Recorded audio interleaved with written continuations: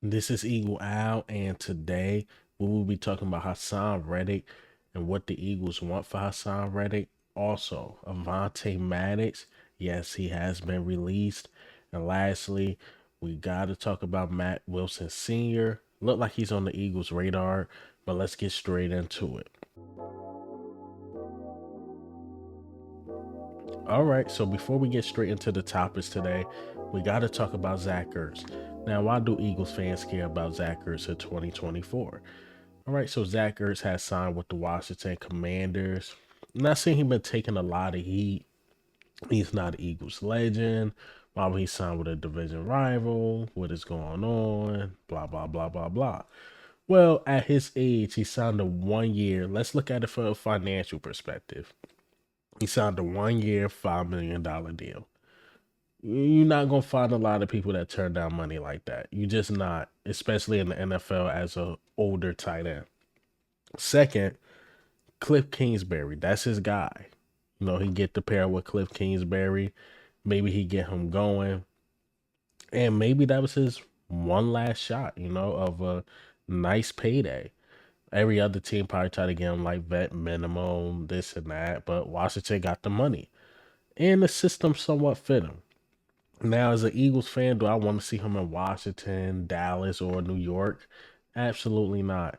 But Washington loves signing our older players. That's just what they do. And, congratulations to Zach Ertz. We get to see him twice a year. Hopefully, he can stay healthy. And he's still an Eagles legend. I mean, he contributed big time to the Super Bowl. Big time. So, I don't got no hate for Zach Ertz. It is what it is. Go do your thing, man. Go do your thing. All right, so let's talk about Avonte Maddox. Let's just get into that. This one hurts me. I knew it was coming, but it still hurts. It's like finding out somebody has cancer. Sometimes it can lead to the end, but it still hurts when it leads to the end, right? So Avonte Maddox, he's He's not a Philadelphia Eagle as I speak. Or maybe they designate him for a post June 1st cut. Look, it was going to happen. Avonte Maddox, what sucks about Avonte Maddox is that Avonte Maddox is a good player. I mean, when he's healthy, uh, top five, top three in the slot. I mean, he could do it all. He could blitz from the slot, he could guard anybody in the slot. And the one thing that plagued him is availability. The best thing you could do in the NFL is be available. Best thing you could do. Eagles just could not take a $9 million cap hit for a guy who played less than 10 games in 2 years, if I'm not mistaken. It's like how we had to do it. How we had to do it. And I'm hearing that they're gonna work something out. Maybe they sign him back for a cheaper deal. Maybe he goes somewhere else and somebody has faith in him that he could play a whole season and they pay him, a decent amount of money.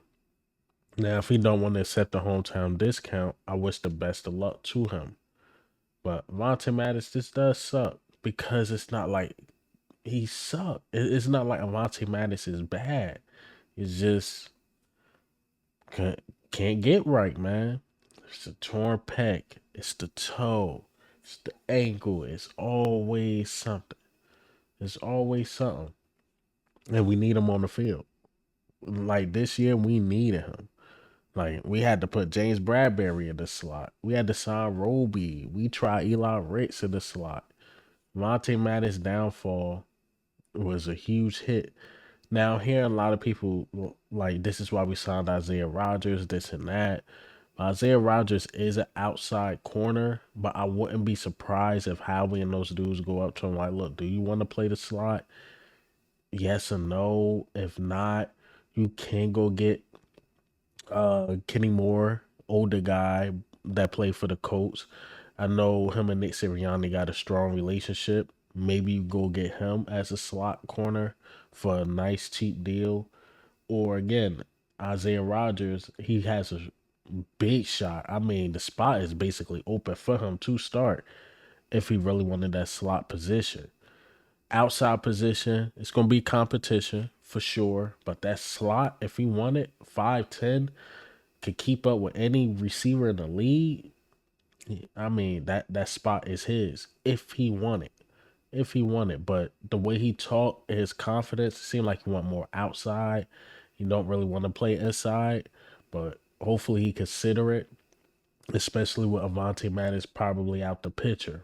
And even if Avonte Maddox is in the picture, you got a strong shot of beating Avonte Maddox out.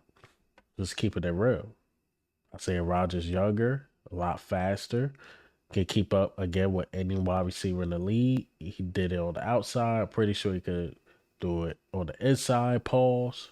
Why not, man? And again, best of luck to Avonte Maddox. All right, so let's talk about Haason Reddick. Haason Reddick's going to be the talk of the town till he's either traded or till he's either signed.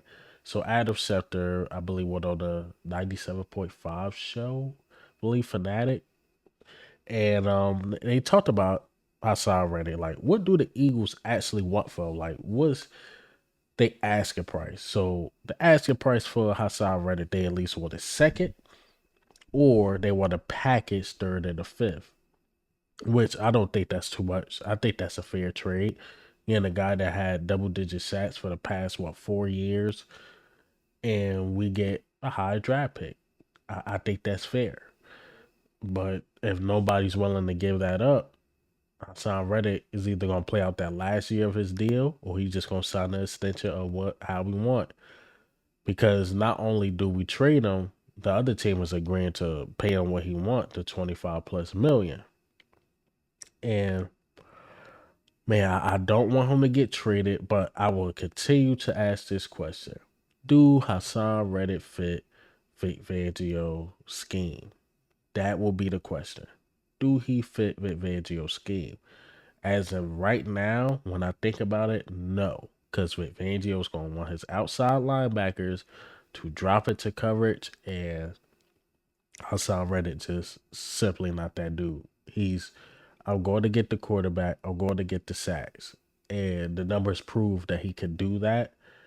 But again, can he fit the scheme? I say right now, no, depending on if Vic Fangio can adjust.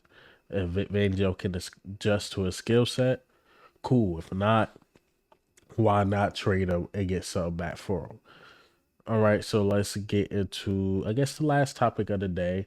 Speaking of like, Matt Wilson is outside. I see him play inside linebacker too, but he's pretty good on the outside. But Matt Wilson, New England Patriots, Eagles are interested. He's good. I mean, to be honest, he is solid. To me, he haven't played enough on the field for me to call him like a top tier guy. But when you got Patrick Queen out there, when you got both of the linebackers from Tampa Bay out there, you got a couple guys out there. You even got Jerome Baker out there. I think Matt Wilson Sr. is probably one of the last guys. You could look at PFF, his greatest 80, this and that.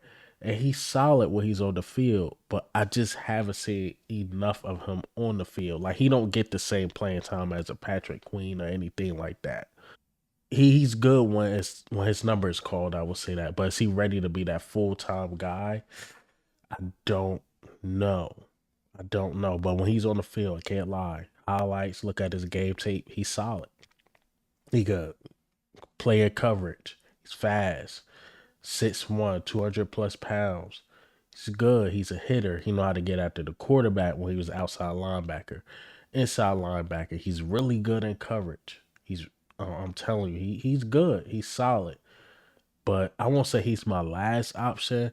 He's my option if these top tier guys are off the board. Then it's like, okay, Matt Wilson Sr. there, you get a solid guy. But to have come out as him basically being your first interest, it's like, okay, are you going to sign somebody else with that? We'll see. We'll see. But Matt Wilson Sr. is nobody to sneeze at for sure. He's definitely above average. But you got a lot of other options. A lot of other options, man. But hey, man, what do you think? How do you feel about the news today? Matt Wilson Sr., Haason Reddick, even Zach Ertz, Avonte Maddox,